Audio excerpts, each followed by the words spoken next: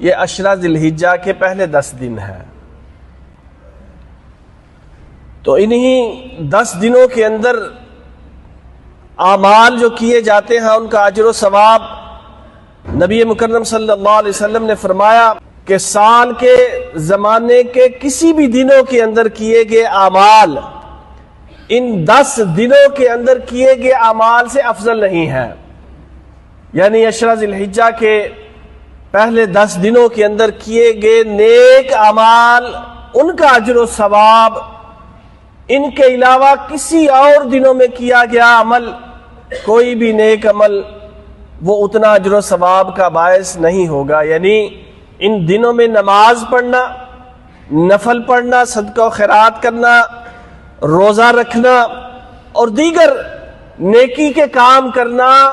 اور ان دنوں کے علاوہ کسی اور دن کے اندر یہ اعمال کرنا، یہ دونوں اجر و ثواب میں برابر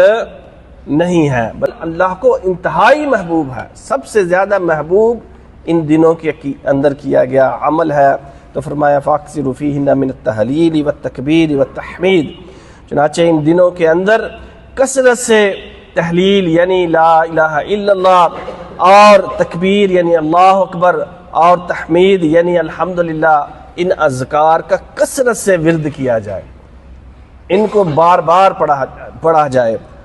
اور حضرت عبداللہ بن عمر اور حضرت ابو ہریرہ رضی اللہ عنہما وہ بازار میں نکل جاتے تھے ان دنوں میں اور بلند آواز سے تکبیرات پڑھا کرتے تھے، لوگ بھی پھر ان کے ساتھ ان کی آواز سن کر تکبیرات پڑھنا شروع کر دیتے تھے۔